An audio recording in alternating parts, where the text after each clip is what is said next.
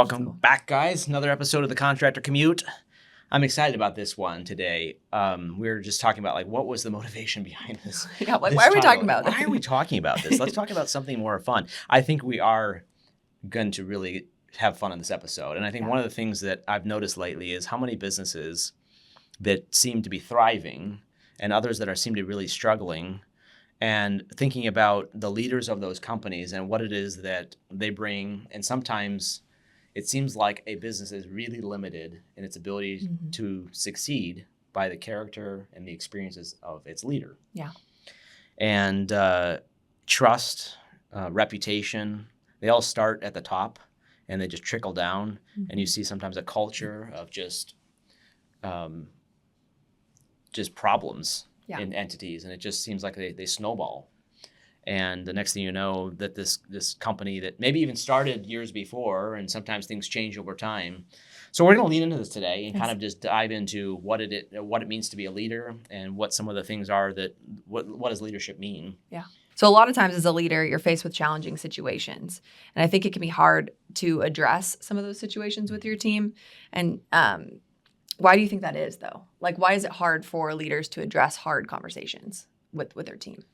I think there's a lot of motivations behind. I can speak for myself. I think as a young leader, when I was first starting off in business, I tended to avoid difficult conversations. It felt like the most empathetic thing to do was to give somebody slack, not address something, almost like that would address itself by itself. They would recognize it. Give them a casual kind of remark of just, well, hopefully we'll do better next time kind of a thing, instead of really hitting it head on. Yeah. So with a team particularly, you feel like it's sometimes more empathetic, or maybe it's not big enough of a problem. Or we can make the assumption of, well, that is the way it is and there's nothing we can do about it. And so you're almost setting these standards without even recognizing you're setting the standards by avoiding the tough conversations. And sometimes we're just scared of the impact of the conversation. What could happen? Let's extend this actually slightly bigger than just team members. Let's extend this difficult conversations to contractors that you have working for you, to your customers, to your vendors, to other people that you're working for, to your customers. And I think there's an element of, we're not talking about getting out there and just blasting people. Because some people don't struggle with that either. Being a hothead is not hard to do either. So you have on the one side, we're talking about character. Yes. You have on the one side somebody that doesn't speak out, and then you have somebody that just can't shut up. And so, where they're just, they address everything, whether or not they should or not. So I think we're speaking to the one side where somebody struggles to be able to hit things directly, be able to speak to things directly. Right. And I think also we can mask that by just being very brash with it as well, just being very dismissive of well, I don't need to listen to that. Yeah. That's not addressing it head on either. Right. That's avoiding the point. So I think some of the reason is just we're insecure. Yeah. Where sometimes it's not worth the pain. Yeah. I think some of it too, it's, you're very good at addressing conflict up front, having your thoughts squared out, before you even approach a conversation too, of writing it down, just get your thoughts organized before you speak, right? Think before you speak kind of thing. And I think that's one call out. And I believe it's doing a disservice to the person if you don't actually bring up some of this stuff. But I think it's a skill too. I don't know that people I think that some people have been modeled that for their whole life of, right, hey, did you have parents who had hard conversations with you and worked through things with you or whatever, or did you not? I think a lot of it comes down to that. So what would you say to somebody who's yeah, I'm not good at that. I don't like having those conversations. I'm terrified of those conversations, whatever that may be. That's good. What would you say to somebody that's calling in that out spot? Yeah, sometimes we can kind of make the mistake of, like we were talking about on another podcast, of, you watch a pro athlete and say, how hard could it be? I played tennis with a guy one time and he was, we could play with those guys. And I'm thinking, we wouldn't even win a point. What are you talking about? But nonetheless, it looks so easy. To that point, I think writing things out, and now I want to make a clear distinction here, writing things out with no intent of sending that to the party that you need to talk to. Yeah, you're not texting feedback. Yes, do not text feedback. Do not email feedback. Do not write letters for feedback. Or don't have these tough conversations in writing. Do not do it. Yeah. There is a place for legal demands and letters like that. Sure. But those are after conversations. And there's a place for a follow-up text or a follow-up email of being well, what we discussed today, does that seem like the same to you, kind of a thing? But tough conversations are not to be had over text. That's good. That's a good call. But to write what you're planning to say, and I think what's really helped me is sometimes you can get some of the emotion out by writing it too, because when it's really raw, you can let all that stuff well up, and you can sort through all that in writing and feel explosive and feel like, man, they really did me wrong, and I don't want to communicate emotion in these conversations. Let's deal with the facts. Yeah. I had a situation with a customer, and I felt like it was very unreasonable for what this customer was demanding. We had done some design work and had a contract. And the contract very clearly stated what he was agreeing to and et cetera. And he felt like he wasn't happy with what we had done. And so I said, well, you don't have to pay the remainder of the contract. We'll just call it, you put a deposit on it and we'll just call it good. And he said, no, I want 100% of my money back. And I think one of the things about it was very threatening and all the rest of it, to the point of, he probably legally threatening. So, but I think one of the things that I really tried to maintain was in all of the communication with him of making, and that was overriding because there was, after the initial sit down meeting, after that point, it was like, now we did switch to a written communication because there needed to be a record of this. Right. So there's the initial meeting was just sitting down and saying, can we work something out here? And I thought we did at the meeting. We worked everything through and then gave him a day or two. And next thing you know, his tune changed and he, but I think I bring that story up because in the communication, the emotion was not there. And when you can hold your head up high later on and say, I didn't let my emotions get the better of me, boy, that feels good. Yeah. Okay, there's a winning example. Yeah, you got to sleep on it. Right. And I think I can look at other examples when I just blasted off an email to somebody and just said, this is terrible, this is wrong, you shouldn't have done this, and then read it later and say, what in the world? Like this just, I don't need to sound like that. I don't need to be all emotional about something that's just purely, other explanations for it. Right. And so we don't need to make this personal. Yeah, that's good. So how do you hold people accountable and be empathetic? Yeah. So and not let them, continue doing what, you know what I mean? I think acknowledging the other perspective is really important. Of like the perspective of another person, even if it's not right, what I'm hearing you say is, and not in a make it worse than what they're saying, just like help me just so we're on the same page. Yeah. What I'm hearing you say is that accurate? Right. And if they're saying, yes, you heard me exactly right, that is the problem. So now we're on the same page, right? Yeah. I heard the other person, which goes a long way towards reconciling it. And so now we heard what the other person had to say, and now we can say, okay, well, let's work from that understanding and how do we get on the same page? So with empathy is they're not, you're saying, well, they're not stupid. They're not trying, we're going to assume the best of that person, even though it feels, everything about us wants to assume evil intent. Yeah, right. But let's just deal with the facts. Let's just deal with the situation and not ascribe motive to action. Yeah. Man, as human beings, we want to ascribe motive to action so bad. Yeah. We want to say the reason why that happened was because this person is just an evil person. Yeah. There are evil people, but not everyone. It's like self-preservation. Yes. Or survival mindset. I don't know. Yeah, probably so. Yeah. And I think also it also simplifies the world. Yeah. When we can put people in categories, we got good people and bad people. Yeah. It's not that easy. Simple. It's not that simple. Yeah, it's not that black and white. Yeah. Boy, it'd be nice though. Like, oh man, bad person. Okay, move along. Yeah. In politics we have that even now. If we have good guys and bad guys. Yeah. And depending on which side you're on, just flip it. Yeah. The other side's evil. I just tell you what. Yeah, you're right. Instead of having a conversation. Yeah, it's a good call out. Okay, so construction companies being limited by character, right? Obviously, companies with high integrity leaders are leaders who face difficult conversations, right? They have those conversations. Yep. They communicate well. They follow through on those. I think another key to that is, just treating people with kindness, right? Like that's kindness and respect and building a culture of that. What are your thoughts on that? Yeah, and I think kindness is one of those things that really is neglected. And it's particularly as leaders, it almost feels like weakness to be kind. And I think that's just the opposite. I think there's a profound impact we can have in being kind, to notice people, to see, what's going on in their lives. His boss came in and said his wife had just passed away. Yeah. And his boss came in his office and said, how are you doing? And he said, sales are great. We're doing amazing. We're crushing it. Everything's going amazing. And he said, no, how are you doing? Yeah. And that was when he just, my boss cares. Wow. And I think I've heard that answer so many times. I've asked somebody, how are you doing? Yeah. And they were saying, we're doing great. No, how are you doing? Yeah. And I think it's something to reiterate. And sometimes sometimes we let the answer come back. And I've had to challenge myself on that too, where I'll hear that answer back, and not follow up with the second Mhm. question of saying, no, I asked, how are you doing? Yeah.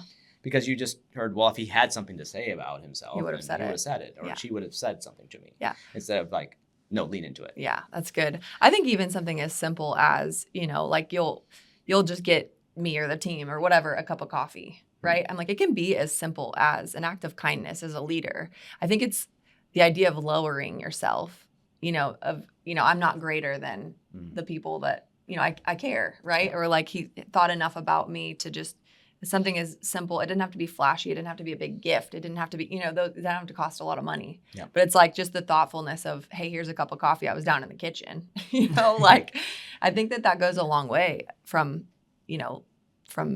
understanding that you have value on a team and that your leader cares about you. Mhm. I remember my dad coming home from work one time, and he had gone into work pretty early that morning, Mhm. and they were working on a project, and he noticed his boss was cleaning the bathroom. And I remember him coming home and telling me, as I think I was 5 or 6 years old, maybe I was a little bit older than that. And I remember him saying, now that's a man right there. He's at work early doing something that nobody else wants to do, cleaning the toilet. Nobody's ever going to say thank you to him. Nobody's ever going to even notice that he did it. But he's there just doing the hard things behind the scenes. And I think that's the thing that's sometimes lost in leadership. Yeah. Sometimes we just lose the fact that we can serve. We can be there to give. And I think that's something that also builds a culture of we're all pulling the same direction together. Right. We're all in this together. There's not a pecking order of like, well, that's a dirty chore. Have somebody else do it. And I think it also the velocity you gain as a company too, when the leader's able to jump in the trenches, something needs to get done and we do it. Everyone else starts adopting that mentality. Okay. Get stuff done. Yeah, you're right. You're right. Have you seen any of the reverse side, right? Like those are some glowing examples of great leaders. But have you seen any examples of leaders where, maybe failed to show kindness, be respectful, whatever? How did that affect the people or the team? I think it is actually the most common thing that we see is the expectation of our teams to just perform at a high level or do their jobs because we pay them. Mm-hmm. And that is sort of the de facto boss mode of just being like, I pay you good money, now get your stuff done. Good help's tough to find. Like all of these cliches, all of these things that we hear of just being like, we need to be expecting people to perform at a higher level. Mm-hmm. Now, don't get me wrong. There's an expectation in the sense of being able to set the standards of what needs to be done. But this, like, I pay you good money to do something is not the motivation. That's not why somebody should be challenged to do better. Yeah. Well, Yeah. It's almost a it's cheapened, to just being like, well, if that's the way it's going to work, if it really comes down to just you pay me and I do X, Y, Z, well, let's see how little I can get away with and still get paid. Yeah. Like that's going to sometimes be the standard. Yeah. The opposite of buy-in, the opposite of loyalty, the opposite of fulfillment, job fulfillment, things like that. So that's one example of that. And I think and I think the other one would be when there's not any clarity around the expectations you have from somebody as well. I think that can be really detrimental to approach somebody and say you failed without ever having setting the expectation. I think that can be really damaging to a person of saying, I would have loved to do what you wanted me to do had you told me I want this done. I mean, just recently, even one of our team members had said, hey, if you want me to go above and beyond, just tell me so. Mm-hmm. And I was like, interesting. Like it's very easy for us to just say, well, look he's just not pulling his weight instead of just being like, actually, he's just never been challenged. He's never been asked. Wow. So I think that's a piece of it too. We can say, well, why isn't this person me? And it's like, well, as a business owner, there'll be, nobody is invested in what you're doing. Yeah. That's a great call out. I think the challenging of like, have you been challenged before? Have you, do you even know where your team's at? Of like, even for him to say that level of commitment though, was like jaw dropping.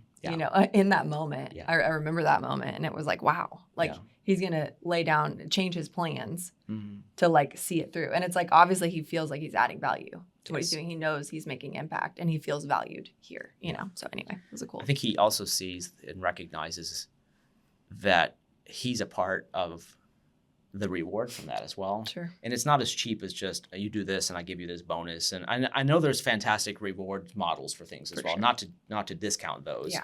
But at the same time, I think there's been a survey somebody had done of the motivations why people stay and work at companies, and money was not number one. It wasn't even number two. Wow. It was a lot of the other things, like who I was working for, where were you a part of a winning team, where was there respect, all these other things. I think sometimes it's like we just think it's money. Right. Money is number 1 through 10, when really it's not even the top 2. Wow, that's crazy. I was shocked. I was shocked That's a by crazy that. stat. Yeah. Yeah. Okay, so what about learning from mistakes, right? Like every leader is going to make mistakes. What do leaders of character, what do they do with the mistakes that they make? I think they learn from them. I think they also don't dwell in the past, but they don't just shoot past it either, where they don't acknowledge, hey, I messed up and I want to do something better. And sometimes that comes down to approaching the team about it too. I mean, there's been many times when I'll have to recognize something has not been ideal or just even flat out wrong and have to acknowledge it as that. It's just being like, that shouldn't have happened. Yeah. Shouldn't have gone that way. And sometimes there's nothing I can do about it even. Sometimes it's something outside of my control, but to be able to like, I'm sorry, like that, this is a tough time. And I think that what that tells people too is, first off, they're free to acknowledge mistake because I can acknowledge mistake. Yeah. And so I think it builds a culture of like, if I'm pretending to be perfect, I'm modeling to my team, we all have to pretend to be perfect, even though we're not. True. We all know that. I'm not perfect. You're not perfect. You don't tell me that. I mean, what? Huh? I'm just kidding. Get off this podcast. Are you kidding me? Yeah, Cut. I'm just kidding. All right, new episode. So how do you encourage them though? Like, Yeah. okay, let's say it is challenging. How do you encourage your team to, continue staying solution focused? Yeah. I think maybe to speak to that further, I think the solution focused mindset and not seeing failure as the end of just being like, we have a problem, not that, oh no, it's not working. You know what I mean? Like we can say, okay, we're faced with a challenge in the moment. We can overcome together. We believe in ourselves. We're as a team. We're going to solve it together. I think it's not defeatism. Yeah, we're going to take mistakes and grow. We're going to learn from them. We're going to get better. And so you model that as a leader to your team, and your whole team's bought into that as well. And just like, and then I mean, we can see that on our team where people will say, "Yep, see what you mean. Mistake. I'm gonna grow from that," and they have. They've stepped up to the plate. And so I think this steps back to the first point where we're talking about hitting the hard things head on. Yeah. And so when you can address that with somebody and saying, hey, you let me, you're not saying I'm disappointed in you. You're just saying, hey, my expectation of what this was and what you delivered were two different things to a team member, or something like, hey, I think you can do better in this regard. And then you're giving somebody an opportunity. And you brought up this in prep of just being, if somebody actually was not told that would be disservice to them. Yeah. Right. Yeah. You're not setting up your team or, the people who, the hard conversation must happen, and you're not setting them up for success in the next endeavor or to be successful where they're at now. Like highlighting how do we get from point A to point B? Here's where we're at today. And then I think also casting that vision is super important as well. It's good. Yeah. I think another thing is honesty, right? Honesty is vital, but why is honesty during, difficult conversations or difficult decisions super beneficial for the success of the company? It really is the cornerstone of business, honesty. And if it doesn't matter to a leader, why should it matter to any of the people working for him? If I'm going to mask my flaws with, dishonesty, or if we can, lie to our customers, or we can lie to our vendors or something like that. And a lot of times, I remember I had one situation where I had somebody working for me tell me we had a difficult situation and where we had missed paying a bill. And she said, well, I told them a lie and to mask that. And she told me that. Wow. And I just said, well, we made a mistake. That wasn't the mail. That wasn't, you know what I mean? It was, we just messed up. We forgot something. Yeah. And I think that was that moment of just being able to let her know it's okay for us to make a mistake, and just acknowledge that. And I think that level of, also people have very, very good BS meters. And so if you start making stuff up to Sniff people, a liar recent conversation dealing with something more directly. Yeah. And if I was making stories up about why something was the way it was, and and not just hitting it direct out, we made a mistake, we messed up, we're gonna take care of it. Yeah. Here's the plan. Yeah. And somebody said, thank you. problem solved. Right. As opposed to being like, well, the reason why, and making some excuse or reason. People see that. Right. And so I think that honesty, it is the cornerstone. And as a successful leader, Yeah. we want our people to be telling us the truth. So why Right. why not model that? And sometimes it's painful. Yeah. I think, though, that level of a lot of the things we're talking about, if you're committing to be a leader of character, it also requires your company to have values so that your people know what to live up to. It's like, hey, I'm not just a leader of character. I'm also expecting this company to be a company of character. So that way it's very clearly written. Hey, we don't lie to vendors or whoever when they call. You know what I mean? Like there's actual written understanding for here's how we as a company are going to, deal with these types of situations. It's a good call out. I think that's maybe where that could be improved from my perspective. I'm hiring somebody, just kind of just say, hey, well, assume them to be honest instead of setting the standard of being like, no, actually, we're gonna tell the truth even if it hurts us. Yeah. So values are important. Yeah. Spend some time on like, what are your values so that your team can relate to them and understand them. Yeah. And for somebody struggling with that, of being like, ooh, that's just, I don't want to do that. Yeah. I think it is something to really seriously reflect on and be like, why is honesty so important? Because it's not commonplace. I mean, people lie all the time. Right. They lie to their spouses. They lie to their team. They lie to, people around them. And so it's like, why is it that honesty should matter that much? Yeah. And I think it's like, well, if you're to be taken seriously, and if also there's something very freeing about living in the truth, where you're just like, I don't have things to cover. I remember talking to my grandfather. He said, Ben, I'm not smart enough to be a good liar. And I think what he was referencing was, in order to be a good liar, you have to remember all of the lies you've told, and they all have to kind of jive together. And he's like, I'm not going to trust my memory to remember all the lies. You know what I mean? He's like, I'm just going to shoot. And he did. He told the truth, whether it was ugly or not. Like it was a fantastic model of that. Right. So I think it's a foundation to build upon. And I think the other piece is what you tolerate becomes the standard. And so if you tolerate lying in your company, that becomes the new standard. You're right. Yeah. Do you have any examples or stories of where you had to walk away from, an unethical situation or project or something like that because they didn't align with your values? Yeah, it hasn't happened too often because I think sometimes you can set the expectation of we do want to be people of integrity before you even get into that situation. But there have been a few moments, particularly with permits. I've had people say, hey, can we just slip this one under, and not pull it or something. And you're just saying, well, part of the process is the city's requiring it. We're just going to get a permit. Why am I going to carry the liability for somebody else for $200? You know what I mean? There's just no point to it. So I think there's a level of, and what does that communicate to my client? It's like, we're going to be above board. We're going to do things right. And so I've had a few people, never mind, we're not going to do it. In the long run, I don't think honesty has ever cost me in the aggregate, but in the moment, there have been moments where you're like, we messed up. We didn't make it right. And that's not fun to eat crow. Who wants to do that? Yeah. But I think there's also respect that comes out of that too, where it's relationship. It's somebody like, I think that's far more important than pretending like we have it all together. Yeah. Yeah. So do you feel like then, when you're looking at the aggregate, do you feel like having solid character equals success? Right? Like is that the end game? Like how do you? It's a good question because I think let's just say, for instance, success was about money, dollars and cents, pure up, like how many dollars you had in the bank. And somebody had, whatever that number is in your head right now, of like, if I had just X million dollars, that would be success. Would it really matter as much if how you got it was trampling over people and basically having a bunch of people gunning for you in the process? Right. There's no respect in that. And also it's like, what is life all about in any way? You know, so I think there's an element of, for me, success would be, even if it was less monetary success, is to do it the right way. Yeah. To be able to treat people with respect, do it in such a way where we did things the right way. We did it with character. Yeah. And maybe that limited our top line from like what we could take advantage of. If we could take advantage of a situation or lie to somebody to get more dollars, it's still not right. Yeah, you're right. Well, and success isn't built overnight either, just like character isn't built overnight. Yeah. Right? I heard a story of somebody where he was cheating. He was just straight up doing, had very poor ethics. Character was just not there. And somebody challenged him on it.